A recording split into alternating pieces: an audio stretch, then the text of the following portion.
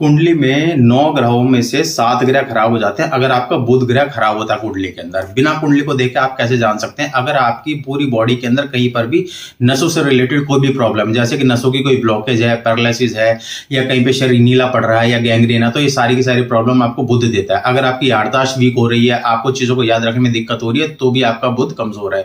बहन, बुआ और बेटी, इन तीनों में से किसी के साथ आपका रिलेशन खराब है या इनकी आर्थिक स्थिति खराब है या ये बहुत बीमार रहते हैं, तो भी आपका बुध ग्रह खराब है। अगर आपका बुध ग्रह खराब है, ना तो आप एक अच्छे सक्सेसफुल बिजनेसमैन बन सकते हैं, ना ही आप लाइफ के अंदर कभी पैसे को सेव कर सकते हैं या अपनी फैमिली को चला सकते हैं, क्योंकि मानसिक स्थिति को भी खराब कर देता है।